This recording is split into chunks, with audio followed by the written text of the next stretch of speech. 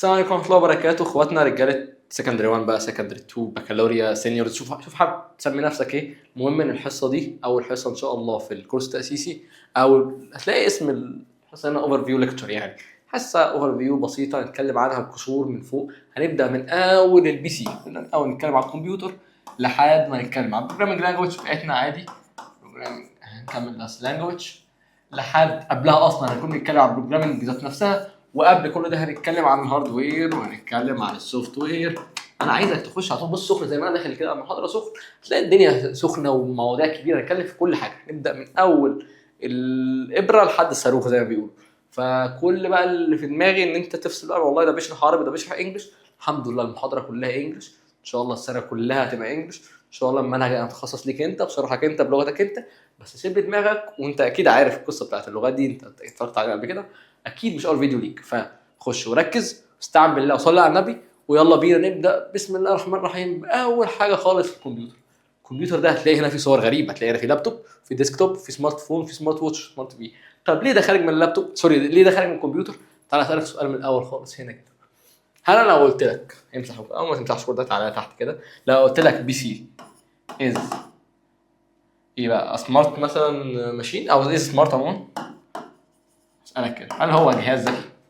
تقول لي اكيد طبعا، هو في اذكى من الكمبيوتر ده. انا بكلم شات جي بي تي بيعمل كذا، ده انا بطلع على جوجل كروم اقول له مش عارف ايه بيروح يجيب لي من فين. ده اذكى حاجه اتقابلتها. في الحقيقه الاجابه ان هو لا، مش جهاز ذكي، وبالعكس هو من اغبى ما يمكن. ليه من اغبى ما يمكن؟ لان احنا دلوقتي بنتكلم على الماشين، احنا مش بنتكلم على التولز اللي على الماشين. ايه الفرق بين الماشين؟ الفرق بين التولز اللي على الماشين، ايه الفرق بين الهاردوير، ايه الفرق بين السوفت وير، احنا بنتكلم مين، بنتكلمه ازاي، ايه التول اللي بنستخدمها، ايه المهم ايه اللي مش مهم. كل ده ان شاء الله هتلاقيه موجود في الليكتشر بتاعت النهارده. فزي ما قلنا هو جهاز مش ذكي. ليه جهاز مش ذكي؟ هتلاقينا بنشرح ده بالتفاصيل اكتر في اللي جاي. بس تعالى نخش على طول من دلوقتي نفهم هو ليه جهاز مش ذكي. بس بمثال مبسط، انت مثلا لو رحت قلت لك بلاي فوتبول، تعالى كده بلاي مثلا، بلاي اي حاجه، بلاي مثلا، تعالى ناخد مثال بالفوتبول. ماشي فوتبول. انا لو كتبت لك الجمله دي كمسج مثلا، انت تفهم ان انا بقول لك العب كوره. بس المفروض مثلا عايز اقول لك ان ايه، انا جيت كتبت نفس الجمله دي للكمبيوتر، مش كتبتها للكروم، مش كتبتها لشات هيفهم، كروم هيفهم. دي ابلكيشنز، ده مش الكمبيوتر مش الماشين. لو كتبت نفس الجمله دي بس من غير الاودي، المفروض هيفهم ان دي ولا هيفهم اي حاجه. بطريقه بقى مبسطه اكتر، او سوري بقى يعني، لا ده مش مبسطه، ده احنا هنتعمق، لان هي مبسطه بالنسبه للكمبيوتر. ليه؟ لان لما اقول لك هنحول الجمله دي مثلا ل 0 1، وانا كده بسطتها للكمبيوتر. بس هل بسطتها لك انت؟ بسطتها لك مستر محمد صلاح، خلاص انا اسف. المهم يعني هل انا بسطتها لك انت ولا بسطتها للكمبيوتر؟ بسطتها للكمبيوتر. لكن لو فوتبول دي بتتحول للارقام دي، مش بس الارقام بتاعتنا او الديسيمال والاكس ديسيمال لا، كل الكلام ده بيتحول للزيرو 1. الكمبيوتر ما بيفهمش غيرهم، الكمبيوتر هو في الاخر شغال من ترانزستورز، الترانزستور دول عليها اشارتين. الزيرو 1 دي بيمثلوا ايه؟ الزيرو ان مفيش اشاره كهربائيه، وال1 بيمثل ان في اشاره كهربائيه. ده بقى بيحصل جوه ازاي وايه مش قصتنا خالص، لكن انك محتاج تفهمه ان اللي بيحصل جوه هي ان في ترانزستورز. الموضوع كله متوقف على الالكتريسيتي، في كهرباء ولا مفيش، والقصه دي كلها ده اللي موجود جوه. سيبك من ده، عايزين نفهم ان احنا مثلا حولنا دي لرقم معقد جدا. يعني ده مثلا تحول مثلا لعدد من السطور، عدد كبير من السطور. اكتشفت ان انت في النص بدل ما تحط زيرو هنا حطيت 1، او ما حطيتش حاجه خالص. شوف غلط قد كده، قد الكمبيوتر ولا هيفهم اي حاجه، تلاقي البرنامج بتاعك كله ضرب. فهو ليه برنامج سوري، ليه جهاز غبي؟ عشان هو ما بيفهمش اللي انت بتعمله، هو بيحفظ، يعني بيطبق اللي انت تقوله بالحرف. لو انت غلطت في حاجه مش هيفهمك، هو مش هيرتجل، مش هيستنتج، مش هيفكر، مش هيعمل اي حاجه. هو 1 2 3 بتقوله له هيطبقه 1 2 3 بالظبط. يعني قلت له والله 1 2 3 ونسيت تحط الاي في اخر 3، ولا هيفهم انك بتتكلم على الارقام اصلا. فعشان كده الكمبيوتر ذات نفسه از نوت سمارت ماشين. لكن هو الفكره فين؟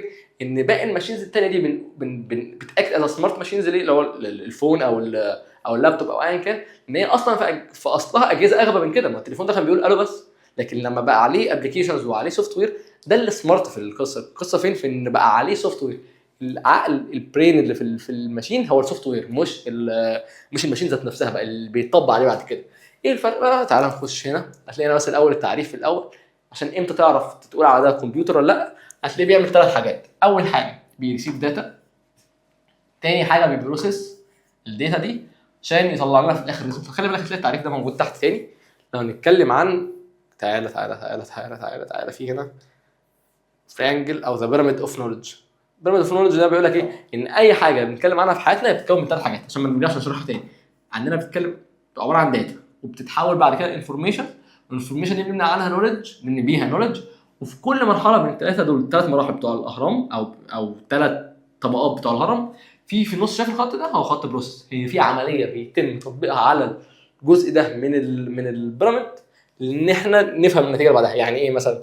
بص هنا هتلاقي ماشي في بروسيس، في تشين، في داتا، انفورميشن، نولج.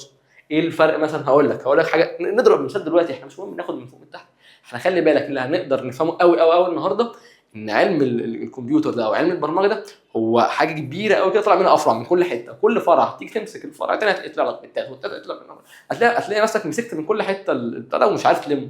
ليه؟ لان كلها واسعه، كلها مخربه على بعض. فلما تيجي انت تفكر في القصه دي هتلاقي نفسك والله ده انا هتلاقي نفسك في ثالثه كليه ورابعه كليه وبتتخرج وبتشتغل، والمعلومات دي بتخبط في حاجات انت بتاخدها بعد كده.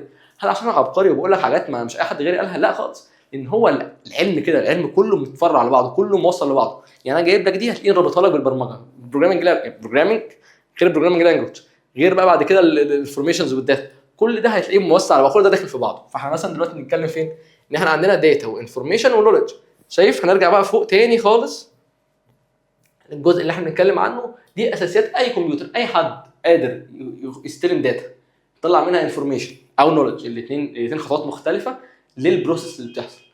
طبقا بقى للبروسيس اللي بتحصل دي، لما العمليه دي بتتم انت تعتبره كمبيوتر. اي ماشين بتعمل كده. بقول لك ايه، انت لو معاك الكاميرا دي لو بتصور وبتبروسيس الفوتج اللي انت بتصوره، هي ممكن تكون يعني العمليه اللي في النص دي انت ما تعتبرهاش بروسيس، بس هي بتستلم وبتخزن وبتطلع لك، تعتبرها كمبيوتر. اي حاجه قادره تقدم الثلاث حاجات دول اعتبرها كمبيوتر. هي في الاول والاخر هي مش جهاز غبي، لان هي مش ما بتعملش حاجه خالص، لكن هي كمبيوتر. هو كمبيوتر، مش اي كمبيوتر تخليه غبي. يعني تقول لازم يبقى غبي ولازم يكون ما بيفهمش، لا. انت كل اللي انت محتاج تفهمه ان الكاميرا دي عليها سوفت وير على فكره. الكاميرا دي مثلا ما فيهاش سوفت وير، هل الصوره اللي طالعه من السنسور دي ما بيتمش معالجتها بالسوفت وير اللي جوه؟ لا طبعا. كل ماشين عندنا ليها جزء بيتم، اذا كان هاردوير وسوفت وير، مفيش حاجه تتكون من حاجه واحده بس. اي حاجه شغاله بعقد. يعني تعالى نخش على الكومبوننتس. انت فاكر ان في كلام مش هتلاقيه موجود هنا؟ كله داخل على بعضه. احنا في الاول بس الكومبوننتس بتاعت الكمبيوتر احنا عايزين نعدل الاوتبوت ديفايسز فين الانبوت والانبوت ديفايسز بشكل سريع. ليه؟ ان احنا عارفين الانبوت ديفايس اي حاجه بتنبوت داتا، والاوتبوت ديفايس هو اي حد بيأوتبوت داتا اللي انت بتديله. يعني مثلا انت معاك كيبورد، كتبت حرف، كتبت RBC ايا كان، ظهر لك RBC قدامك على المنتور او على الشاشه. فاللي بيحصل هنا ان ده انبوت ديفايس وده اوت ديفايس في نفس اللحظه. معاك مايك، سجلت كلمه والمايك ده طلع على السماعات، فهنا ده انبوت وده اوت. فاحنا خلاص القصه دي احنا عارفينها اهو. مثلا ديسبلاي، سبيكر والبرينتر دول الاوت ديفايسز، وهناك برضو الكيبورد، ماوس، ميكروفون، كاميرا. خلاص احنا فهمنا القصه دي كلها. بس لما نيجي نخش بقى على الكومبوننتس الاساسيه بتاعه السوفت وير، هتلاقي ان الدنيا كلها مقربه لبعضها. ازاي؟ سيبك من القصه دي. فاحنا هتلاقي عندنا 3 حاجات اساسيه. عندنا السي بي يو، مثلا نحط السي بي يو هنا. ماشي؟ ايه ده؟ لا استنى. عندنا السي بي يو هنا، وعندنا هنا الرام، وعندنا هنا الهارد. ماشي؟ هنيجي نعمل مثال كده كروكي يفهمك ده بيعمل ايه، وده ازاي مهم، وده ازاي مختلف عن ده. يعني احنا دلوقتي عندنا ايه العقل المدبر للقصه دي كلها؟ هو جزء السي بي يو. يعني ايه هو العقل المدبر؟ يعني انت لما تقول والله انا عايز افتح الابلكيشن ده واخرج الابلكيشن ده، يعني اقفل الابلكيشن التاني هلعب فيفا دلوقتي، فانا محتاج افتح الاكونت بتاعي وافتح اختار الفرقه واحرك اللعيب ده، الاوامر اللي بتحصل دي كلها والاوامر اللي بتتفاعل ما بين السوفت وير والهاردوير. يعني الامر اللي انت بتقوله ده في سوفت وير، في هاردوير هو بيشتغل، الهاردوير اللي بيشتغل اللي بيأدي. يعني هدي لك مثال تاني، البني ادم. يعني هدي لك مثال البني ادم، وده المثال اللي هتلاقيه موجود عندنا في الشيت. هو مثال ان انا معلم انا موظف، انا بني ادم عادي، انا نازل بالديفولت سيستم، انت مش نازل بيه قوي، مش قوي من مثلات. بس احنا كلنا بنعرف نصحى من النوم، وبنعرف نقوم، وبنعرف نتمشي، وبنعرف نعمل الحاجات الاساسيه دي. الحاجات الاساسيه اللي انت بتعرف تعملها ده كتالوج، انت معاك محتاج الكتالوج اللي بيخليك تعمل 1 2 3. ده السوفت وير بتاعك. طب السوفت وير ده هل هيقدر يحركك من غير الهاردوير الاساسي الداخلي بتاعك؟ يعني تقدر انت اديت امر المشي، فانت اتعلمت ان المشي والله بحرك رجليا دي، انت مش شايف رجليها طبعا، بس يعني عايزك تتخيل. يعني انا بحرك ايديا مثلا، فبحرك ايديا دي عشان اسلم، فبحرك كده. ده السوفت وير اللي مدي الامر مثلا الخلايا العصبيه او كده، هي اللي مديها الامر اللي ايديها تتحرك بالشكل ده، بس من غير هاردوير، من غير خلايا عصبيه ذات نفسها ما تحرك الدراع ده ذات نفسه، الجزء ده المادي اللي قدامك ده، انت ما كانش في ايد هتسلم، فاهمني؟ احنا عندنا سوفت وير نفس القصه برضه، احنا عندنا هاردوير هو المكن اللي شغال، التروس اللي شغاله، ولكن السوفت وير هو اللي بيدي الاوامر. طب ايه بقى حلقه الوصل بين السوفت وير والهاردوير؟ ايه هو العقل المدبر للقصه دي كلها؟ زي ما قلنا مثلا احنا عندنا الخلايا العصبيه، لا يا معلم احنا عندنا هنا سي بي يو. فانت مثلا لما تيجي تشتري لابتوب او تيجي تشتري بي سي او ايا كان تشتري ازاي، عايز حد بيقدم اداء اكبر، اداء قوي اكتر. ايه اول حاجه بتيجي في دماغك؟ بتيجي في دماغك ان السي بي يو لازم يبقى عنده اكتر من كور، لو مثلا ايه، لا ده الكور زعايا، ولا ده اي 7، لا ده اي 9، لا ده اي ال، يعني هتعيش بقى احنا عندنا احدث موديل باحدث جنريشن بعدد كورز، عدد كورز كبيره انويه بقى، فاهم يعني؟ احنا عايزين نعيش ليه؟ لان هو ده اللي بيستحمل كل الافعال اللي بتعملها على البي سي بتاعك، هو اللي بيشيلها عليه. بس هتيجي تقول لي طب والله لا انا، وانا بجيب السي بي يو بس، يعني انا مهتم بس بالبروسيسور بتاعي، السي بي يو اللي هو البروسيسور، سنتر بروسيسنج يونت، فهل هو ده الجزء الوحيد المهم بالنسبه لي، ولا لا ده انا بحتاج معايا رام؟ ده انا بقول لا ده انا عايز اجيب 32 جيجا رام، لا ده انا عايز اجيبها دي دي ار 4 دي دي ار 5. طب ما انا مهتم برضو بالهارد. ايه اللي بيحصل؟ انا هقول لك. انا دلوقتي معايا بني ادم حلو مثلا، او بني ادم او ماشين او اله او ايا كان. البني ادم ده هو دلوقتي قوته هي من قوه السي بي يو، هو قادر يشيل عدد كبير قوي، ماشي، قادر يشيل 200 صندوق مش في المره الواحده، بس هو قادر يشيل 200 صندوق. هنقلل شويه الامثله عشان انا هقعد ارسم، عايزين نوصلهم من النقطه دي. فهو قادر يشيل الصندوق ده والصندوق ده والصندوق ده والصندوق ده، وعم 200 صندوق، بس هو دلوقتي مش هيقدر يشيل غير 4. حلو. فهيجي يعمل ايه؟ هياخد 4 اهم، هيروح يحملهم على كتفه وهيروح هناك.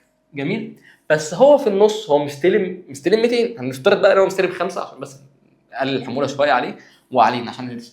في صندوق خامس، الصندوق الخامس ده هو محتاج يخزنه في حته هنا في السكه عشان تشيل عنه ويقدر ياخده منها تاني. ما انا خلاص انا خدت 5 اوامر او خدت ال5 افعال، ما ينفعش ارمي حاجه ورايا وما اخدهاش، لا انا لازم اخدها واحتفظ بيها. ما قادر اشيل 200 صندوق، انا قادر اخده معايا، بس في النقله الواحده بشيل كام؟ بشيل 4. فمثلا خدت ال 200 اهو، اعتبر ده 199، ده 196، دول اعتبر دول 196 صندوق. فانا هروح اعمل ايه؟ هاخد الاربعه دول انقلهم وهنزل هنا ال 196 صندوق. فبقيت انا قادر اعمل ايه؟ قادر اخزن الحاجات الصغيره اللي معايا دي في مكان تاني قادر يحتفظ بيهم. فبقى التفاعل الاساسي بين مين ومين؟ بين السي بي يو والرام. خلي بالك الرام دي ممكن تكون مش قادره اصلا تشيل 196، فعشان كده المساحه بتاعت الرام مهمه جدا. ليه؟ لان لو هي مش قادره تشيل المساحه الكبيره اللي انت قادر تسقطها من السي بي يو وتتفاعل معاها اول باول، طب ما هي مش هتشيل كده، انت هتبدا تتقل وهتبدا تحمل اكتر على السي بي يو. طب حاجه ثانيه كمان، هل بس الحجم اللي بيفرق ولا السرعه كمان بتفرق؟ السرعه بتفرق. فانا مثلا لو معايا الاربعه دول ووصلتهم هناك وعايز استلم 4 تانيين، في ممكن رام مثلا يعني بتطلع له الاربعه الباقيين دول في جزء واحد من الثانيه، التاني بقى بتوصلهم في 5 اجزاء من الثانيه. تقول له 4 اجزاء من الثانيه يا باشمهندس مش فارقه حاجه، فرق كتير جدا. ما انت كل امر لو يفرق معاك 4 اجزاء من الثانيه، انت هيطلع عين اللي جابوك وانت قاعد على الجهاز بتاعك، وهكذا بقى هتلاقي في واحده ابطا وواحده اسرع وهتعيش حياتك، فاهمني؟ فالرام دي بس مش مهمه كحجم ومساحه وقادر تخزن قد ايه، ان هي بتوصل مع ده. فاحنا مهمين جدا يبقى احنا صراع، لا محتاجه كمان تكون الحجم بتاعها، يعني محتاجه الاثنين، محتاجه تكون الحجم بتاعها كبير عشان تشيل حجم كبير قوي تساعده، وفي نفس الوقت تكون سريع عشان تقدر توصله بسرعه. دي حاجه. في حاجه ثانيه بقى، هل احنا لما خلاص احنا دلوقتي خدنا ال 200، احنا واخدين 200 مثلا من هنا ماشي، من الاول، وعايزين نوصلهم هناك 200 عشان يبقى شكلهم حاجه معينه ثانيه. نفترض ان دول 200 صوره مثلا، 200 ايمج ماشي، عشان نوصلهم لفيديو. حلو ماشي، عملنا كده. هل بقى دلوقتي ال 196 صوره اللي قاعدين بيسقطوا هنا دول قاعدين بيقلوا 4 في 4، هل دول هيفضلوا يتسيفوا لما احنا نوصل هناك للفيديو ولا هيحصل اي حاجه؟ الرام بعد ما تخلص البروسيس دي كلها هتفضل، وده يخلي ان الرام اللي احنا محتاجينها دي احنا محتاجينها كبيره بس مش كبيره قوي، في الاخر 16 24 ايا كان انت بتشتري بتاخدها بتجيبها قد ايه يعني، بس هي كبيره لليميت معين يقدر يبروسس البروسيس الواحده او البروسيس اللي شغاله دلوقتي. اول ما بتقفل بتطير، فده بيعرفك ان هي ايه، ان دي متطايره فولاتايل. فيعني اللي هنا اللي بيتسيف هنا ما بيطولش، هو وقت بس ما بنخلص البروسيس بتاعتنا اللي بتخلصها بتطير. لكن بقى يا معلم ال 200 ايمج دي ومع الفيديو، ال 200 احنا استلمناهم والفيديو سلمناه، احنا لسه عايزين ال 200 صوره بتاعتنا، مش هنرميهم مش هنوديهم في حته، فكل ده هيكون تلاقيه هنا متسجل في الهارد الكبير ده. فهل الهارد محتاجينه يبقى سريع قوي؟ لا. ليه؟ لان هو ما بيتفاعلش مع السي بي يو، ما بيتعملش عمليات عليه سريعه، احنا بس بنخزن عليه وبنسيب الحاجه عنده. اوقات بتنقل عليه بس هو ده مش اهم حاجه، هو بس الجزء الاولاني بتاع الاس اس دي اللي هو تيجي توبريت الويندوز بتاعك، اللي هو الجزء بتاع السي ده دايما، والتاني لما تيجي تحب تنقل حاجه من حاجه. ده بس العمليات اللي بيتم فيها ايه، بيتم فيها اي اصلا بروسيس، اي حاجه محتاجه سرعه، لكن الباقي كله انت بتستور الداتا عليه. فعشان كده السرعه بتاعته مهما تكون سريعه عمرها ما تيجي بالنسبه لده، وده مهما يكون حجمه كبير عمره ما هيجي بالنسبه لده. فانت كده فهمت الفرق بين الهارد وبين الرام. حاجه تانية كمان، ان انا خلاص فهمتك يعني، بس عشان نبقى كاتبينها، ان مدى التوافق بين الرام والسي بي يو، او مدى سرعه الاثنين مع بعض ومدى كفاءتهم، هو المسؤول عن السبيد، او معنى تاني هو مسؤول عن البرفورمانس. حلو. فاحنا كده فهمنا خلاص الكومبوننتس بتاعت البي سي، وفهمنا كمان ازاي بيتفاعلوا مع السوفت وير. طب السوفت وير بقى يا معلم، احنا عندنا دلوقتي خلاص فهمنا ان احنا عندنا سي بي يو. السي بي ده البرين، ده العقل. لكن بقى هل هو شغال لوحده كده؟ مثلا لو فرضنا ان هي تروس ومكنه، هل هي شغاله لوحدها ولا هي لازم يكون معاها الكتالوج اللي احنا اتكلمنا عنه؟ لا والله، ده انت هتفتحي الجهاز بشكل معين زي بني ادم برضه. انت بتفتح عينك، هو برضه مثال هنا عندنا قلنا البني ادم بتفتح عينك كذا، اللي هي الحاجات الاساسيه الكبيره اللي عند كل البني ادمين، اللي محتاجين كلنا تبقى عندنا. كلنا محتاجين نعرف ناكل ازاي، نشرب ازاي، نتحرك ازاي، نخش الحمام ازاي، يعني الحاجات العمليات الاساسيه البيولوجيه الحقيقيه اللي عندنا كلنا محتاجين كلنا نكون متعلمها. ده الجزء الاولاني بتاع الايه، بتاع الاوبريتنج سيستم. الجزء الثاني بقى جزء الابلكيشنز. لا ده انا هشتغل محاسب اكاونتنت، واحد تاني هيشتغل في ديجيتال ماركتنج ايجنسي، واحد ثالث هيشتغل بروجرامر، واحد رابع هيشتغل انجينير مهندس عادي بقى، واحد خامس هيشتغل دكتور. فاهم؟ احنا كل واحد فينا بقى، هل كلنا عايزين نأدي نفس الفانكشناليتي؟ لا طبعا، احنا مش كلنا محتاجين نأدي نفس الوظائف. انا محتاج اتعلم حاجات معينه، ده محتاج يتعلم حاجات معينه، ده محتاج يتعلم حاجات معينه. كل دي ابلكيشنز كل واحد يبقى نازل بيها بشكل مختلف. فهتلاقي السوفت وير ده بتاعك الاوبريتنج سيستم، او اللي هو اذا كان بقى ويندوز، ماك، لينكس، اندرويد، ايا كان، ده الشكل الاساسي الرئيسي اللي فوق، اللي بيكلمك في الحاجات الاساسيه اللي تخليك تبرفورم، ان الجهاز يفتح، ان يظهر لك ايكون قدامك، ان يظهر لك ابلكيشن. لكن الابلكيشن دي بقى ايه؟ دي حاجات بتأدي وظائف معينه. وده التعريف اللي هتلاقيه هنا، يقول لك الاوبريتنج سيستم ده بيسك كتالوج، وهتلاقيه بيشرح لك المثال اللي انا شرحته لك برضه، عشان عايزك تبقى فاهم انك ايه في الحصه، تبقى قادر كويس قوي تتفرج على اللي انا بشرح منه، عشان لما تيجي تذاكره تبقى سمعته وقريته. يعني مش عايز اشرح، انا ممكن اكتب لك القصه كلها. ماشي. في ثلاث مشاكل. المشكله الاولانيه انا خدته وحش بصراحه. المشكله الثانيه ان ده انت مش هتشوفه، انت ده مش هتحفظه، انت مش هترجع هتاخد منه سكرين شوتس، والله العظيم ما هترجع لها، والله العظيم ما هترجع لها. انت هترجع للملزمه دي. فلما تيجي ترجع للملزمه محتاج تبقى انت ده متعود عليه كويس. المشكله الرابعه بقى، ان ده حتى لو انت رجعت تشوفه هو يبقى موجود عندك على الموبايل بس، لا تقدر تطبعه، لا تقدر يعني تقدر ماسك الموبايل دايما واللابتوب دايما، مش عارف، تلاقي نفسك بتتشتت وبتاع. فدايما انا مع الورق يعني للسبب ده. المهم احنا كده خلاص خلصنا قصه الاوبريتنج سيستم، وخلصنا قصه الابلكيشن. كده فهمنا هاردوير، فهمنا سوفت وير. الانتر اكشن بقى يا معلم، احنا ايه القصه دي كلها ليه موجوده معانا في البروجرامينج؟ ليه موجوده عندنا في اصلا انا عايز اكتب كود، وعايز اكتب سي، وعايز اكتب جافا وبايثون، وعايز اقعد بقى اعمل كده قدام الكمبيوتر والبس كاب كده وانا الهرم الرابع واقعد اعمل. فين الكلام ده يا معلم؟ وانت ليه بتشرح لي الكلام ده؟ عشان كلها والله العظيم كلها مرتبطه ببعضها.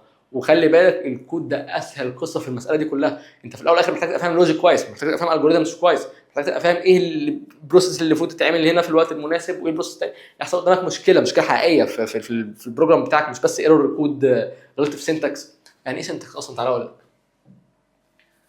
بص تعالى انا هتلاقيني بعمل ايه. انا متعمد قوي قوي قوي قوي قوي في الحصه دي، كل ما نفتح موضوع نكمله، يعني سوري مش نكمله، كل ما نخش بالغلط في موضوع في نص كلامنا نروح نستفيد فيه. ليه؟ عشان انت في الحصه دي تربط في دماغك ان كلها مربوطه ببعضها. فلما اجي اقول لك ان السنتكس مش بس مهم، انت اصلا مش عارف ايه سنتكس، عايزين نمسح دي اهو. حلو. نيجي نعمل اقول لك ايه، ان انا والله عندي في لغه ممكن اكتب برنت اكس مثلا بشكل معين، ولغه ثانيه مثلا دي بايثون، ودي سي برنت اف، ولغه ثالثه كونسول لوج. ماشي، ادي ثلاث لغات. ماشي. هل اي حاجه في الثلاثه دول هيختلف؟ الثلاثه هيطلعوا لك الاكس زي ما هي، ايا كان قيمه في الاكس الثلاثه هيطلعوها لك. لكن الفكره فين؟ انت بس اتعلمت شكل الكتاب هنا وشكل الكتاب هنا وشكل الكتاب هنا، لكن هنا في المايند بتاعك في عقلك انت فاهم ايه؟ انت فاهم ان انا هنا ببرنت لسبب معين. اللي احنا بنشرحه ان دي بتبرنت، وبتبرنت ليه؟ لكن طريقه الكتابه اللي هو السنتكس مش هي دي قصتنا النهارده خالص. حتى لما نيجي نطبق على امثله عمليه قليله يعني، مش هنطبق سنتكس، احنا مش بنطبق سنتكس، احنا بنطبق اللوجيك، بنطبق الجوريزم، بنطبق داتا ستراكشرز. ايه الفرق بين دول؟ امتى ابقى ريفورم كويس؟ يعني ايه بيرفورم كويس اصلا؟ يعني ايه بيرفورمنج اصلا؟ يعني فاهمني؟ كل ده اللي احنا بنتكلم عنه. فهنرجع تاني للقصه بتاعتنا، فعشان تبقى فاهم كويس ان كل ده اللي احنا قاعدين نتكلم عنه، عشان لما اجي اقول لك النهارده ان انا البروجرامنج لانجويج دي حاجه، والبروجرام اصلا كله حاجه ثانيه، والبروجرامنج اصلا حاجه ثالثه خالص، تبقى فاهم كويس ان انا مش داخل اكتب كود بس. يعني هقول لك حاجه، احنا لما نشرح التشين دي كامله، السلسله دي كامله اللي بتبدا من اول بني ادم، البني ادم دي بيبدا يعمل ايه؟ اول حاجه بيبدا يعملها ان هو بيفتح الكمبيوتر بتاعه، بيفتح البي سي. دي بدايه عمليه البرمجه. بس عمليه البرمجه الحقيقيه اصلا انك تقعد على الكرسي. احنا هندرس انك تقعد على الكرسي، ندرس انك تقعد على الكرسي وتفتح اللابتوب، وده جزء مهم في العمليه التعليميه بتاعتنا. احنا مش بس بنكتب اكواد، لان حتى الاكواد اللي عندك مش معقده. احنا عايزين نفهم التكنولوجيا، عايزين لما تخش مجال مختلف عن المجالات الثانيه تبقى داخل. اذا كان بقى تخش هتخش سايبر سكيورتي، احنا هنتكلم عن، هتلاقي في فيديو دلوقتي بقول لك الفرق بين المجالات والفلوس والقصه دي، هتلاقيني حطيته دلوقتي. فلما ترجع لي بقى من الفيديو ده دلوقتي، ايا كان المجال اللي انت هتخشه من الحاجات اللي احنا قلناها من شويه، تبقى فاهم كويس قوي كل حاجه عن التكنولوجيا وان كلها مربوطه ببعضها. فنرجع دلوقتي هنا للجزء اللي احنا بنتكلم فيه. احنا دلوقتي بنتكلم عن بني ادم، بنبدا الاول ببني ادم. البني ادم ده بيعمل، البني ادم ده بيفتح الكمبيوتر وبيتكلم ومش عارف ايه، وبيفتح فيس كود وبيتكلم عن فيس كود. احنا الفيس كود عشان اتعاملت مع فيس كود قبل كده، بس في تولز كتير تقدر تكتب من عليها البرمجه، تكتب من عليها الكود بتاعك يعني. ففرضنا انك فتحت فيس كود وبدات تكتب، اللي انت بتكتبه ده لغه ايه؟ لغه بني ادمين يا معلم. انت كاتب برنت وكاتب، حتى لو دي معقده شويه ومش فاهم والله ان الكونسول لوج دي يعني طباعه، بس هي لغتك يعني، هي انجلش في الاول والاخر. وقلنا وعدنا 20000 مره الكمبيوتر بيفهم 01 01 عشان فهم. لتينا وعجلنا كتير في النقطه دي. فاحنا هنا دلوقتي استخدمنا بروجرامنج لانجويج. طب الماشين لانجويج اللي احنا عايزين الكمبيوتر بتاعنا يفهمها، احنا عايزين الكمبيوتر يفهم القصه دي. احنا مش عايزين، احنا ما بنتكلمش نفسنا، عايزين نطبق، عايزين نعمل ابلكيشن، عايزين نعمل ويب سايت، عايزين نعمل. فاحنا مش مهم ان انا افهم المكتوب، مهم ان الكمبيوتر ذات نفسه يفهم، الماشين دي تفهم. زي ما قلنا هي ماشين غبيه، فاهم؟ احنا اول حاجه قلناها از دمب، مش عارف كتبتها ولا مش مكتوبه، بس هي نوت سمارت ماشين اني واي يعني. فاحنا عشان الماشين لانجويج دي توصل محتاجين في النص، زي انا بتكلم عربي وهو بيتكلم انجلش، انا بتكلم صيني وهو بيتكلم قبطي، ايا كان يعني، ايا كان اللي هو الهيروغليفي يعني، مش مهم، دي مش قصتنا. لكن ايا كان انت بتتكلم ايه، انت في النص عايز مترجم، انت عايز ترانسليتور. الترانسليتور ده هل هو ويب سايت مثلا والله اكتب له الانجلش ده حوله لي؟ لا او يعني ايه لا يعني انت اي ويب سايت بتيجي تكتب عليه اكواد هو ترانسليتور. اي في اس كود تكتب، اي ابلكيشن زي في اس كود او غيره تكتب عليه اكواد هو ترانسليتور، او بمعناه العلمي هو كومبايلر. كومبايلر يعني ايه؟ يعني بيكومبايل الكود بتاعك ده اللي مكتوب بالانجلش عادي لكود بيفهمه اللي هو الماشين لانجويج يعني. فهتلاقي حتى في التعريف بتاع الكومبايلر، بص هتلاقي تعريف تحت بس كلها داخله على بعضها. استنى يا معلم. How compiler is a tool or intermediate program that takes the code you write in a high level programming language. ايه الهاي ليفل programming language؟ هي اللغه الانجليش، اللي هو الهاي ليفل يعني اعلى لغه، يعني اي حد ممكن يفهمها. اللو ليفل بقى هي لغه الايه؟ ماشين لانجويج. And converted into a machine code that's 0 and 1 so that the computer or processor understands. يعني ايه؟ يعني احنا خلاص اتكلمنا عن المهم ان الكمبيوتر ياندرستاند اللي انت بتقوله، مش بس نكتب اي كلام كده انت تفهمه. لا، فهو تول او يعني برنامج بسيط، انترميديت بروجرام، يعني برنامج بسيط في النص. هو زي جسر كده معاك، هو جسر او بريدج في النص. يعني ممكن تفكس كل ده تقول والله العظيم هو ايه؟ ترانسليتور او بريدج. حلو اهو، انا بس بحط لك تحت في جزء البرمجه عشان ما تتوهش. لكن عشان تفهم التشين بشكل عملي يعني، فهي بتبدا بالهيومن، بعد كده بروجرامنج لانجويج، بعد كده كومبايلر، تكتب تحت هنا كومبايلر. حلو، وبعد كده الماشين لانجويج اللي بيفهمها. وبعد بقى ما نوصل للماشين لانجويج عشان نطبق فعلا على الماشين اللي عندنا، مين اللي بيبقى مسؤول عن القصه دي كلها؟ زي ما شرحنا فوق في الكومبوننت، هو جزء السي بي يو. قلت لك والله العظيم كلها داخله على بعضها، ما ينفعش تسيب معلومه واحده من غير ما تربطها باللي بعدها. ماشي، نخش بقى بعد كده على البروجرامنج ونفهم ازاي احنا بنبرمج مش بنكتب كود. المره اللي مش عارف كام انا برضو قاعد بعيد في نفس القصه. احنا محتاجين نفهم بروجرامنج كعلم مش كلغه. طبعا يا معلم بتقول لي بقى ايه البرمجه دي؟ مش عايزين نتكلم عن بروجرامنج مش بروجرامنج لانجويج. ايه بقى البروسيس او ايه البروجرامنج دي او ايه تعريفها؟ بص يا معلم، بيقول لك ايه؟ ذا بروسيس اوف كرييتنج ا بروجرام. يعني احنا اصلا هي العمليه الكامله بتاعه صناعه البروجرام، هي دي البرمجه، مش الكود بس. هو يعني مش الكود بس ككتابه، هو الكود ده البروجرام، اوكي، سورس كود ده البروجرام عشان بس ما تتوهش مني. لكن العمليه كامله، اذا كان بقى الجوريزم، اذا كان العمليات اللي هتعملها جوه البروجرام بتاعك بعقلك، مش بس بالكتابه، مش بس بالسينتكس. هو بيقول لك ايه؟ يوزنج ا بروجرامينج لانجويج. يعني احنا خلي بالك البروجرامينج بتيوز ا بروجرامينج لانجويج، دي بروسيس ودي لغه. حلو، عشان برضو ما نتوهش بين الاثنين. يوزنج ا بروجرامينج لانجويج تو انستراكت الكمبيوتر تو اكسكيوت ا سبيسيفيك الجوريثم اور تاسك. احنا عندنا تاسك اساسيه، زي مثلا اضرب اي مثال. عندنا تاسك اساسيه عايزين نحسب درجه نجاح طالب. حلو، فعايزين نحسب درجه نجاح طالب دي اللي هي الايه؟ المهمه الاساسيه بتاعتنا. فهنيجي نشوف عايزين نقول له انت ناجح ولا لا. فتعالى مثلا نعمل مثال هنا. ماشي تعالى بص، مثلا التاسك بتاعتنا هتبقى كالاتي. عايز اشوف الطالب ده ناجح ولا لا. يبقى مثلا نقول ايه، هي باسد ذا اكزام، نعملها باسد ونشوف هل هو ناجح ولا لا. فبنروح نيجي نعمل اول حاجه ايه، نحسب الاول درجه النجاح على جنب مثلا، او نشوف درجه النجاح 100. لو هو مش مدينا درجه النجاح الماده ب 100، طب درجه النجاح ايه 50%، هنشوف ان ال 100 دي احنا عايزين نجيب 50% منها، فاللي هي كام درجه 50. لازم تعمل الاثنين بروسيس دول او 3 بروسيس دول. اصبر واعرفك ده كله مهم ازاي وليه وامتى بنستخدمه. فخلاص بنشوف درجات 50%. ايه اول بقى حاجه نعملها العمليه بتاعتنا دلوقتي، هنشوف هل الطالب هياخد درجته، هناخد الديجري بتاعته. حلو، وهنشوف الديجري بتاعته طلعت والله 50 مثلا، او فوق ال 50، اصغر من 50، او اسمه ايه ده، اصغر من 50 او اكبر من 50. جميل. لو هو above 50، فين هنا above 50 هنا، هنقول له اوكي هو باسز. under 50 هنقول له ايه he didn't pass. عشان يعرف ايه، عشان يعرف الاول هو نجح ولا لا، بنعدي على كام بروسيس بقى. يعني هنا هي باسد، هنا هي didn't pass. امتى بقى ده بيحصل؟ لما نعدي على البروسيس الاولانيه نشوف الدرجه من كام، من كام درجه النجاح ازاي عشان نعرف البرسنتج، عشان نعدي على كل. طب لو انا مش فاهم اللوجيك حوالين كل ده، الالجوريثم اللي بيحصل ده كله، ورحت قلت له والله مثلا شوف يا معلم هو فوق ال 50 ولا لا، وهات حلو، هتلاقي نفسك ايه بقى، ممكن تكون ما عرفتش تجيب درجه الطالب صح اصلا، ما عرفتش تجيبها، ما عرفتش تامبورت الداتا صح، الداتا فيها مشاكل. دي مرحله. المرحله الثانيه انت قلت اصلا ان هي من 50، طب انت ممكن اصلا درجه الامتحان مش من 100. شوف بقى الاسوأ، ممكن تكون درجه النجاح مش، او نسبه النجاح مش 50%. هو انت كل المواد بتاعتك لازم تجيب 50% عشان تنجح، في مواد من 60%، ممكن في مواد اصلا من 60 درجه عشان الماده اصلا من 120. يعني في قصه كبيره انت محتاج تعدي عليها الاول عشان تعرف تطلع الناتج النهائي. طب ما ده انا ممكن اعمله بكود سهل، حلو يعني ككود سهل، بس انا ممكن اكون انا حمار ومش فاهم ايه البروسيس اللي انا بمشي عليه. فده جزء الالجوريثم عندنا.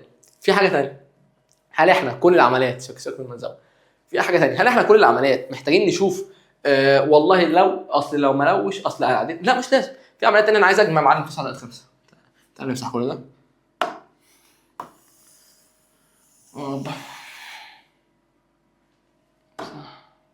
عايزين مثلا نجمع 9 زائد 5 زائد اي حاجه زائد 4. هاجي اعمل ايه، هقول له لو ما لوش لا يا معلم هات 9 اجمعها على 5 ايا كان بقى، بيفهمها ازاي، بيفهمها زود واحد اقول له هات 9 دي نزود عليها واحد، بعدين نزود واحد عاد 5 مرات، ونزود على 4 5 مرات. فاهمني؟ فاحنا عايزين نعمل ايه، خلاص احنا عايزين نعمل بقى، عايز تعمل مالتيبلاي، عايز مالتيبلاي، عايز تعمل اي عمليه حسابيه يعني. فهي خلاص يا معلم، هي هنا ماشين سيريس في سيكوينشال ستراكشر ماشيين عليه. طب هناك دي كان اسمها ايه، تعالى بقى نعدي على الثلاثه ستراكشرز اللي عندنا. تعرفنا في الاول على البرانشنج ستراكشر، بعد كده تعرفنا على السيكونسر ستراكشر. ما قلتلكوش في النص اللوبينج عشان عايزين نفهم بس الاول ايه هو الاستراكشرز، عشان لما نخش على اللوب لو شرحتها لكم كده في الامثله تبداوا تتوهوا مننا. فنرجع بس خطوتين لورا ونفهم احنا بنعمل ايه دلوقتي. احنا بنعمل ايه، احنا عايزين نعرف ان يبقى في ستراكشر للخطوات اللي احنا هنمشي عليها.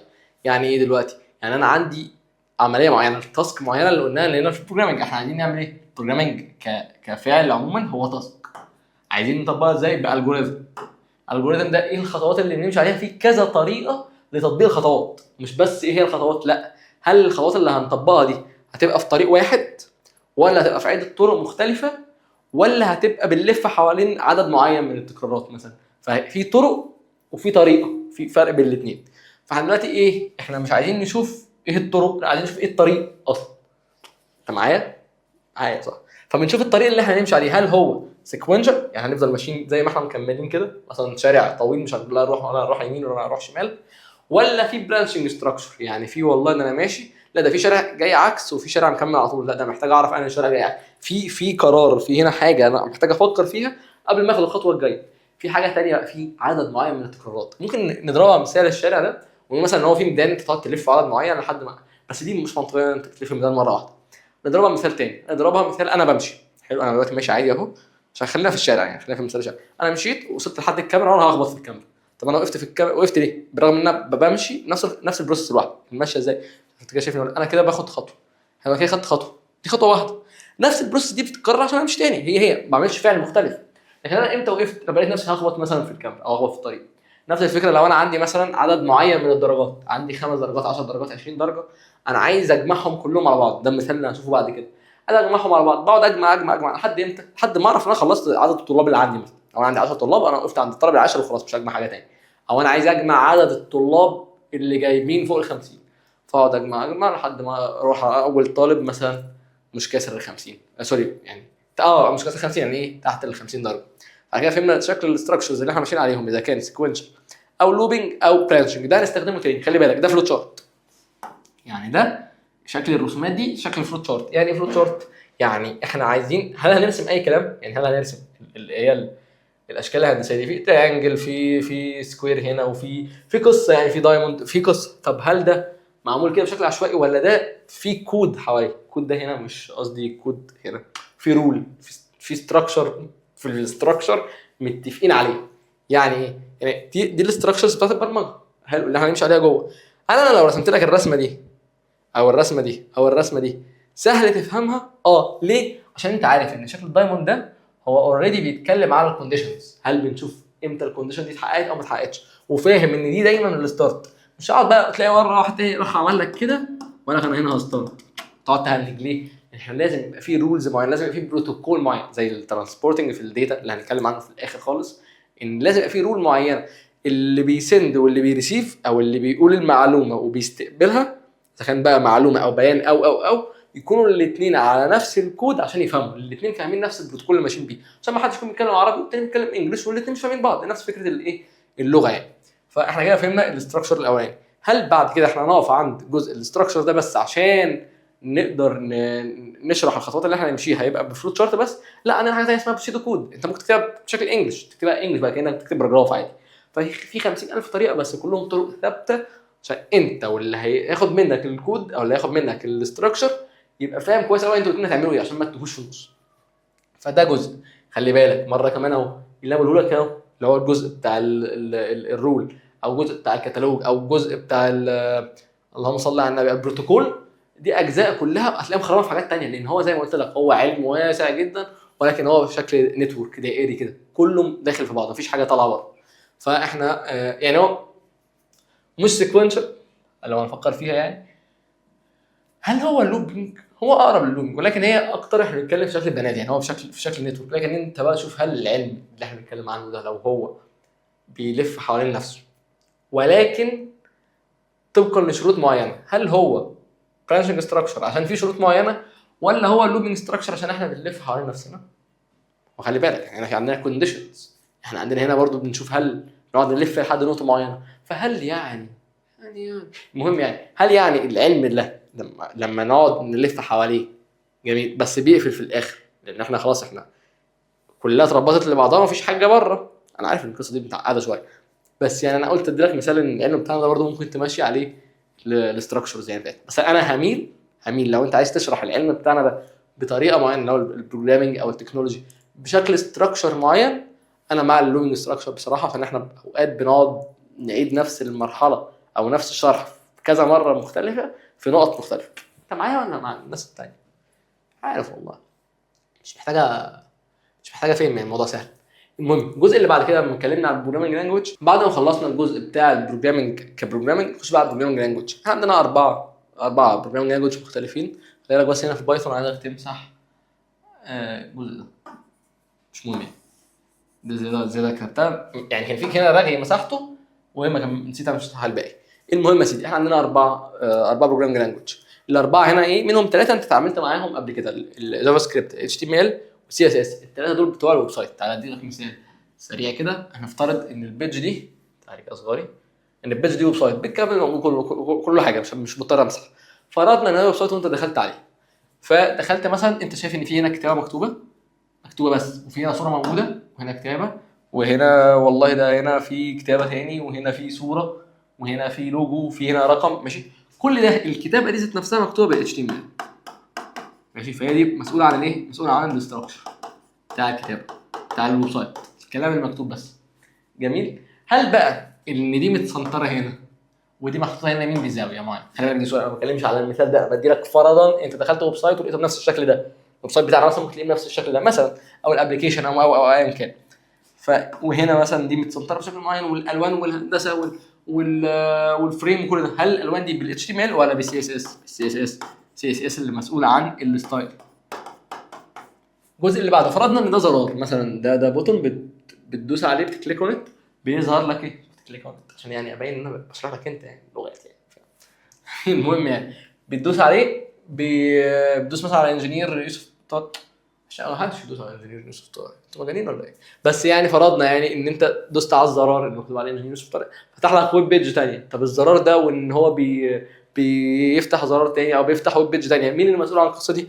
هو ثالث جزء في الجزء بتاع الويب عندنا هو جافا سكريبت. انت برضه اتعلمت عنها قبل كده، انا مثلا مسؤول عن انتر اكشن. عامة كل دي كيوردز اول ما تبدا تشوفها في الاسئله تعرف احنا بنتكلم عن مين فيهم، لكن يعني ما اعتقدش ان في ثانوي الاسئله هتجيلك بالصراحه والوضوح ده، لكن في اولى ثانوي الاسئله دي جات لنا في الامتحان بتاع السنه اللي فاتت لو انت طالب في اولى ثانوي بتتفرج. فده الجزء بتوع الثلاثه دول. دي بقى ان المنهج بتاعنا ان شاء الله هيبقى ببايثون بنسبه كبيره باذن الله. المنهج بتاعنا بتاع النظري هيبقى بايثون. ليه بايثون؟ عشان السنتكس بتاعها سهل، خلاص فهمنا ايه السنتكس بقى. السنتكس بتاعها انجلش، احنا لما اتكلمنا في احنا مسحناها لا ما مسحناهاش. ان هنا عندنا برنت وبرنت اف وكان في كونسول لوج هنا. حلو، اسهل واحده هي برنت عشان تبرنت ايه، اسهل كلمه تعبر عنها عن البرنتنج برنت، فاهم؟ وهكذا هتكمل كده، هي اسهل سنتكس واكتر لغه مباشره واسرع لغه واقل ستور من كود ممكن تبرفورم نفس التاسكايه، فهي بايثون. فهي بايثون كويسه قوي في الباك اند. ايه الباك اند؟ الباك اند ده هو الجزء اللي انت مش شايفه في الويب سايت. يعني ايه؟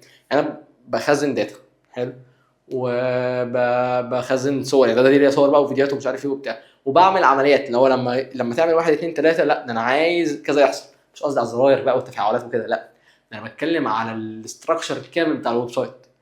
تاني مش الاستراكشر ده، الاستراكشر اللي ورا، اللي هو انا بضمن الترافيك معين يجي لي ابقى بستحمله ازاي، حد عايز يخترقني امنه ازاي، عايز اخزن البيانات اخزنها ازاي وباني شكل وباني طول. كل الاستراكشر اللي ورا اللي مبني عليه الاساس اللي مبني عليه الويب سايت مش اللي انت شايفه، ده كله في جزء الباك اند. والجزء الباك اند طبعا التقدير مش بتوعه، هو اللي متخصص فيه مش بايثون بس، يعني بايثون حتى مش اشهر لغه للباك اند ولكن هي مشهوره جدا يعني. فهو المثال اللي عندنا في المنهج هو بايثون. واكتر من كده لان هي متخصصه قوي بقى، يعني هي الاساسيه في التعامل مع الداتا. طالما بتتعامل مع الداتا بتمانيبيوليت الداتا وبتستور الداتا، فانت كده شكرا دخلت اي اي، دخلت داتا، دخلت ماشين ليرنينج، وده الترند وده اللي الوزاره بتتكلم عنه وده اللي العالم كله بيتكلم عنه. فهو عايزك تبقى قادر تواكب اللي بيحصل دلوقتي، فهو علينا بايثون عشان هي مش بس سهله، هي كمان قادره تكاتش اب وذ ذا ترند يعني.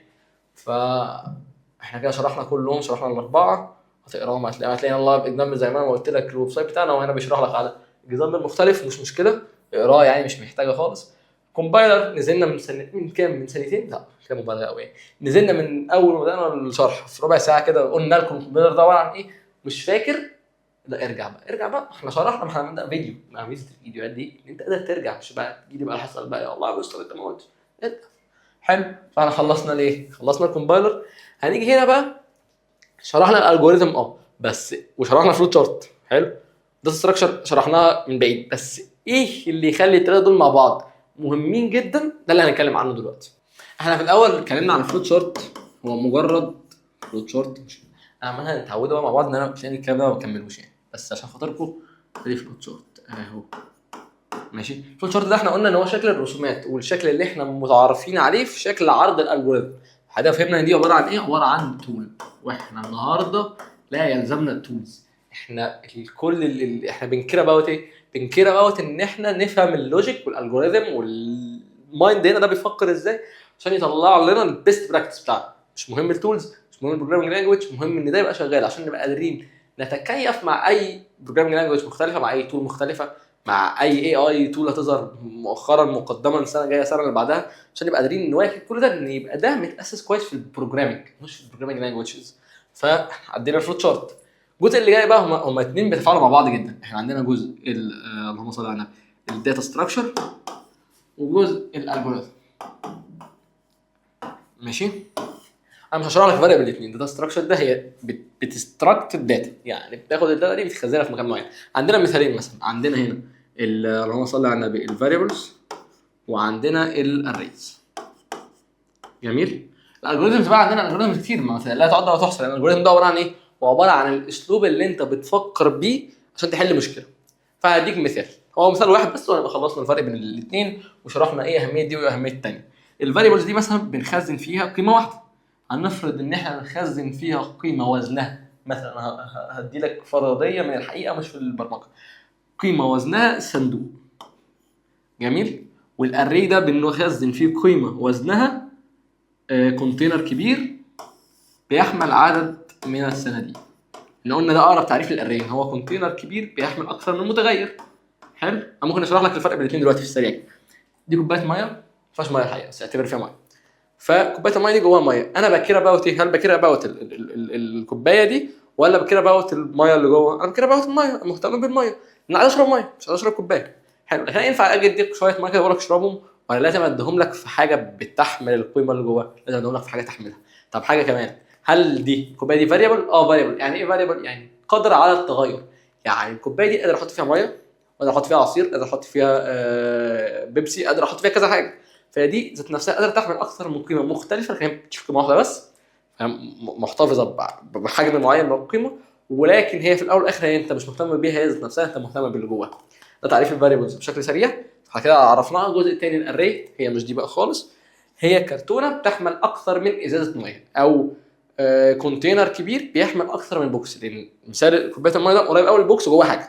حلو، الكونتينر بقى اللي هو الكبير اللي هي العربيه بتبقى مش عارف، انت لو مش عارف كونتينر سيرش يعني، انت قاعد على الموبايل دلوقتي او اللابتوب او ايا كان، سيرش بقى الكونتينر ده اللي هو بتاع الكبيره دي اللي بيبقى جواها بوكسز كتير اللي هي شاحنه حقويه مع. انت لو ما عرفتش كونتينر اكيد مش هتعرف الباقيين، بس المهم يعني هو بيحمل اكثر من قيمه، فهو طبعا حجمه اكبر بكتير قوي. فاحنا فرضنا ان ده الفاريبل وده الاري. الالجوريثم بقى عباره معانا عن ايه؟ معانا طريقتين للنقل. احنا دلوقتي عايزين ننقل دي وعايزين ننقل دي. معانا موتوسيكل مثلا، مش عارف نعرف نسميه ولا لا، اهو ده موتوسيكل، ده موتوسيكل اللي هو ده سكوتر، ماشي. ومعانا بقى عربيه نقل كبيره اهي، وهنا فيها بني ادم، ماشي. ايا كان احنا هنعدي الرسم سوا يعني. المهم فانا فنان، انا فنان بس يعني مش قادر مكسر اطلع كل قدرتي معاكم. فلو فرضنا انا مش قادر اقسم بالله مش فرض اضحك. لو فرضنا ان انا عايز انقل الفاريبل ده اللي هو صغير خالص ده، رحت اديته للراجل المحترم ما اعرفش هو ايه ده، بس اللي هو العربيه النقل الكبيره دي، رحت اديت لها فاريبل صغير كده يعني، اديت لها مثلا ازازه ميه وقلت لها عايزه تنقلي لي هناك. هل ده انسب اختيار؟ تقول لي لا. ليه لا؟ لان اولا الموتوسيكل اسرع، ثانيا دي تكلفتها اعلى لان دي اكيد الفلوس الايجار بتاعتها مختلفه، السواق بتاعها سعره اعلى، كل حاجه مختلفه. فاحنا طب ليه؟ طب ما انت كنت ممكن تدي لها البوكس الصغير ده تدي لي دي. فاحنا كده ما اخترناش افضل الجوريزم لافضل داتا ستراكشر معانا. طب حاجه بس انا هخش جوه الكادر. طب حاجه ثانيه العكس بقى، لو جه هنا قلنا الكونتينر الكبير ده هنروح نحمله على الموتوسيكل، هتلاقي اول ثانيتين هتلاقيه اتقلب هنا اصلا، مش هيتحمل. فالفكره فين؟ ان التفاعل ما بين الداتا ستراكشر اللي معاك او نوع الداتا اللي معاك او نوع الكود اللي معاك او ايا كان انت بتعمل ايه بالظبط، بطريقه الالجوريثم اللي انت بتفكر فيها بتبرفورم كويس. يعني ايه اللي بيضمن النجاح او السكسس او البرفورمانس الكويس في الهاردوير؟ كنا قلنا ان السي بي يو مع الرام بتضمن معاهم السبيد. عشان نتحمل خط بعض يعني احنا بنكتب ايه كروكي، السبيد بتاع الهاردوير بتاع الهارد. حلو. طب ده بقى التفاعل بين الداتا ستراكشر والالجوريزم المناسب، الداتا ستراكشر المناسب والالجوريزم المناسب لما تعملهم كويس بيضمنوا البرفورمانس او السبيد بتاعت ايه بقى؟ بتاعت السوفت وير بتاعك او البروجرام بتاعك، يعني انت كاتب الكود بتاعك او الكود. حلو، احنا كده فهمنا الجزء بتاع الالجوريثم بتاع الفلو تشارت بتاع الداتا ستراكشر. هنخش بقى بعد كده في البروجرامينج بيزكس عادي خالص، هنشرح الفاريبلز، نشرح الاريز، شرحناها بس لما نشوفهم بقى جوه الكود، عشان احنا قلنا محاضره النهارده ما بنتكلمش فيها عن سينتاكس، ما بنتكلمش عنها عن طريقه لغه برمجه معينه، عايزين نفهم احنا بنعمل ايه. طب احنا معانا دلوقتي فاريبل عايزين نخزنه، طب تعالى يا عم مش احنا عندنا فاريبل صندوق واحد، طب ستودنت اسمه، خلاص خزنا ان في ستودنت وحطينا اسمه وسميناه. طب وعمر جبنا له قلنا له العمر، مش عايز تسجل العمر هنسجل لك ان في فاريبل هو اسمه العمر وهنسجل فيه 50. نفس الفكره دي كوبايه ميه نحط فيها ميه، مش فاهم؟ فانت طالما فهمت اللوجيك تعرف تكتب ده باكتر من 50,000 طريقه مختلفه، باكتر من 50,000 لغه، لو في 50,000 لغه تعرف تكتب بيهم. نفس الفكره بعد كده الاريز، نفس الفكره. انت عايز مثلا تسجل درجات، بتجيب جريدز اهي وبتكتب جواها الدرجات بتاعتها 85 90 5 عدد بقى الدرجات الموجودين كلهم. عايز تعمل ستودنت تكتب برضه تكتب ستودنت وتروح تفتح نفس القوسين دول.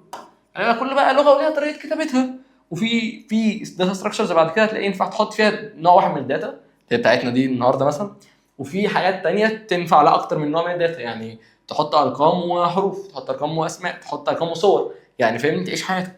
فهنا مثلا انا عايز احط الاسامي، احط له احمد واحط له محمد ونعيش حياتنا، فاهمني. فاحنا مش بنحاول نفهم السنتكس، احنا بنحاول نقدم ايه، احنا عايزين نفهم اللوجيك، عايزين تجيب لوجيك مناسب. اقرا مع بعض التعريفات. هيقول لك imagine the matrix as a container. هو الاري ده هو عباره عن ماتريكس وعباره عن كونتينر. ماتريكس انت عارف، خلي بالك احنا عندنا ان ده ممكن يبقى 2 dimension. يعني ايه؟ يعني اري جوه اري، فهو قريب قوي للماتريكس، فهو شبه الماتريكس شبه الكونتينر. التعريفات كلها هتبقى موضحه كل حاجه. احنا هنا مثلا عندنا الاكزامبل ده ايه، بتستور جريدز اوف 5 ستودنتس. احنا عندنا دلوقتي 5 درجات بس، ممكن تستور اصلا 5 names of grades، سوري 5 names of students، نفس القصه برضه.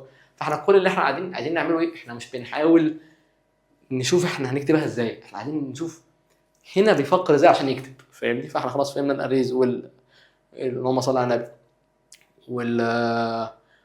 الاريز والفاريبلز. نخش بعد كده على امثله بقى. فاحنا مثلا عندنا مشكله، نبدا مثلا بمثال صغير هنشوف هنحله ازاي كالجوريثم، بعد كده هنشوف نكتبه ازاي ككود. وبرده مره كمان احنا مش مهتمين قوي الكود هيتكتب ازاي ككتابه، احنا مهتمين نشوف الحل هيتحل ازاي. عندنا مثال بسيط جدا جدا جدا، عايزين ناخد الاريا بتاعت، انا المثال بتاع ايه، احنا هنا مثال اهو arithmetic calculations عادي، عايزين calculate the total area of football field. احنا عندنا ملعب شكل مستطيل، احنا عارفها بقى هو خلاص شكل مستطيل، فعايزين نعرف ايه مساحته. طب هنعمل ايه؟ اول حاجه اصلا عرفنا ان هو على شكل مستطيل عشان نعرف ايه القانون بتاع الاريا بتاع التريانجل. ف اللهم صل على النبي. بص اهو اول حاجه انا اقول لك ايه، اسك ذا يوزر انت ترانسند ويت، عايزين الطول والعرض عشان احنا عرفنا القانون بيمالتيبلاي الاثنين، فبنساله على القانون ادانا القانون. تاني حاجه هنمالتيبلاي بقى، يعني ما خلاص خدنا سوري ما اداناش القانون، ادانا اللي هي الانبوتس الاساسيه اللي عندنا اللي هو الويدث اند لينث. بعد كده بقى هنعمل ايه، هنمالتيبلاي الاثنين، فهتمالتيبلاي اللينث اند ويدث. هل هتاخد القيمه دي وترميها في الشارع؟ لا، احنا عايزين نخزنها في قيمه، فخزنها سوري فاريبل، عشان شبه، عارف شبه ايه، شبه الرام. يعني احنا مش كنا بنتكلم في ان الرام، عايزين نمسح القصه دي مش مهم. تعال تحت هنا، تعال هنا. مش كنا بنقول ان الرام هي هنا الجزء اللي بتحفظ فيه هنا الحاجات اللي بتعدي واحده واحده، نقطه صغيره في نقطه صغيره نقطه صغيره، بعد كده في الاخر خالص بتسجل حاجه في الهارد. ماشي، انا ما بكتبش دي شخبطه يعني. فهنا اللي بيتخزن القيمه دي احنا عايزين فاريبل موجود هنا ياخد القيمه ويخزنها عنده لحد ما نيجي نحتاجها قدام شويه. ما احنا برضو عايزين نفهم حاجه، فاريبل دلوقتي ممكن يحتفظ بالقيمه يفضل معاه على طول، تيجي بعد شويه في الفور لوب هتلاقي الفاريبل ده هو معانا جوه اللوب، كل شويه قاعد بنسقط فيه رقم. يعني هتيجي في الاول جمعنا اول رقم مثلا ب5، الرقم اللي بعديه ب20، الرقم اللي بعديه ب25، وده قاعد بيتغير لحد ما في الاخر هيحتفظ برقم واحد بس. هنا الجزء اللي بقى شبه اللهم صل على النبي بقى شبه الهارد، لكن كل ما هو قاعد بيتغير وقاعد بيحمل العبء عن البروسيسور الكبير ده ان هو يقعد بقى نعمل بروجرام كود. انت لو عايز تعدي على فور لوب، تعالى عايز تعدي هنا على فور لوب، هتلاقي نفسك بتعمل ايه؟ هتلاقي نفسك بتعمل عدد معين من التكرارات، فبتخزنه في جزء واحد بس، في فاريبل واحد. طب يا معلم لا، ده انا معيش بقى الفاريبل ده ومش قادر يحتفظ بخانه ويغيرها، كنا نكتب عدد السطور ده الكود ده كلها من غير فور لوب، كل شويه نحفظ في رقم نحفظ في رقم ونغير الفاريبل. عشان كده الفاريبل بيقول لك ان هو بيعمل عمل اشبه بالرام. خلينا في المثال بتاعنا الاساسي الاول، المثال الاولاني السهل المبسط خالص. احنا عندنا الاريا اهو بنحط فيها اللهم صل على النبي، بنحط فيها القيمه بتاعتنا وبنحتفظ بيها هنا لحد ما نحتاجها تاني وهنبرنتها والاريا عادي. هنا احتفظنا بالرقم هيفضل موجود، هنا الرقم مش هيمشي. ليه؟ لان احنا هنا ما غيرناهوش، فانت مش حاسس ان هي شبه الرام قوي. امتى تلاقيها شبه الرام؟ في المثال اللي بعده هتلاقي هنا بيقول لك ايه، we have a matrix of 5 students. عندنا خمس طلاب في ماتريكس، عايزين نحسب التوتال بتاع النمبر بتاع الجريدز بتاعتهم and we want to calculate the total of all of these students schools. It doesn't make sense to add them up manually. يعني ايه؟ يعني ما ينفعش تجيب مانيوال كده تقول والله ده انا هضيف الخمسه دول واحد بقى، هات لي بقى الدرجه الاولانيه واحد، الدرجه الثانيه هنضيفها، الدرجه الثالثه هنضيفها، ونقعد كده. تنفع لو هم خمسه، بس لو فرضنا ان هم اهو if there are 1000 كمان مش 100، كنت اقول لك 100، if there 100 student او 1000 student we use the for loop، عشان احنا لازم عندنا لوب قاعدين بنكرر عشان نكتب سطر واحد بس، كل اللي بنقوله ايه، كرر دي 1000 مره. عندنا كمان في بايثون اسهل اقول له ايه، والله اعمل عدي على كل الدرجات اللي قدامك دي وخلاص من غير ما تحط له رقم كمان. بس هو بيعرف ان هو ايه، هو قاعد بيلف بيلف بيلف. طب وهو بيلف بيخزن الدرجات دي فين؟ نرجع بقى في الالجوريزم بتاعنا ونفكر واحده واحده. اول حاجه بنعمل ايه؟ احنا هنجيب بوكس نخزن فيه الدرجات دي كلها، بعدين نخزن الخمس درجات دول هنحطهم جنب بعض، الدرجه الاولى الثانيه الثالثه الرابعه الخامسه هنحطهم مع بعض فين؟ في اري او في بوكس. انا برضو خلي بالك مش مهتم برضو بالاسماء البرمجيه، احنا عايزين نفهم ده. اسماء برمجيه ارجع لمراجعه العملي في اولى ثانوي لو ده اللي يهمك، بس احنا مش مهتمين بده. هنجيب بوكس كبير قاعدين نحط فيه الدرجات، نسكن الدرجات في كل خانه. حلو، بعد كده هنعمل ايه؟ هنجيب بوكس صغير تاني اسمه التوتال، كل مجموعه اتنين نروح نحطه في التوتال، التانيين اللي بعدهم نروح نجدد التوتال بمجموع الرقم اللي بعده. يعني ايه؟ هقول لك الفكره بس امسح ده.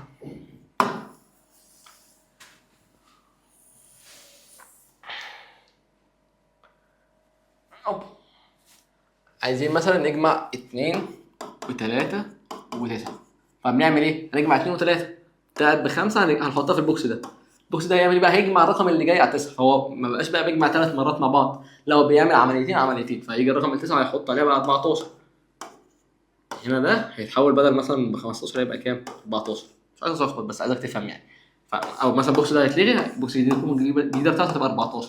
طب احنا زودنا هنا مثلا 4 كمان، هو البوكس زي ما هو ال 14 هو حافظ ان هو 14 فزاد عليه 4. بدل بقى ما نيجي نزود كل قيمه وتروح ترجع من الاول انا هعد كل ده، لا احنا معانا التوتال ده او البوكس ده اللي هو شبه الرام هو خلي بالك ده تشبيه انا بقوله لك، هو يعني عمليا او علميا لا، بس انا بكلمك فين انك تفهم ان الهاردوير شبه السوفت وير شبه البرمجه شبه زي ما قلنا، هو حاجه واسعه كبيره جدا جدا جدا، واسعه جدا جدا العلم ده كله، ولكن سبحان الله كله بيتلاقى في نقط معينه. فاحنا هنا فهمنا الفكره بتاعت الالجوريثم، فهمنا فكره الداتا ستراكشر، فهمنا فكره اللوبينج، فهمنا فكره كل حاجه، فهمنا حتى فكره البيراميد اوف نوليدج والانفورميشن نوليدج والبروسيس، فهمنا كل ده لما اتكلمنا عنه فوق. ناقص لنا حته صغيره بس عشان اقول لك ان احنا لما قلنا ان احنا بننقل الحاجات الداتا لازم يبقى في بروتوكول، ففعلا في بروتوكول في الداتا، قلت برضه عشان ما بقاش سبت لك حاجه كده مفتوحه وما رجعناش نتكلم عنها تاني. وكده كده ده طرف خيط هنبدا نتكلم عنه ان شاء الله في المحاضرات اللي جايه لما يبدا الكلام اكتر في النتورك، ان احنا عندنا نتورك ان شاء الله في ثانيه ثانوي. فده جزء مهم يعني يعرفك ايه؟ يعرفك اولا ان احنا عندنا مساحات مختلفه، الداتا اللي انت عايز تنقلها دي او البيانات اللي انت عايز تنقلها هل بتتنقل في مساحه ضيقه واحده بس بين بني ادم والتاني بس في نفس البيت، ولا ده موجود ولكن ممكن تتوسع بين نقطه والتانيه ابعد في منطقه جغرافيه ابعد؟ لا ده احنا ممكن نبعدها في العالم كله، واحد في دوله واحد في دوله ثانيه. هل المساحات دي ليها اسامي؟ احنا عندنا ارياز مختلفه عندنا. فاحنا عندنا اللوكال اريا نتورك اللان، والوايد اريا نتورك اللي هي باختصارها وان، ونفس القصه برضو الورلد وايد ويب اللي انت تقول اختصارها بقى www، لا عادي ده الانترنت بتاعنا الطبيعي. فهل احنا بس بنختلف في المساحات ولا كمان بنختلف في طريقه النقل؟ عندنا طرق نقل مختلفه.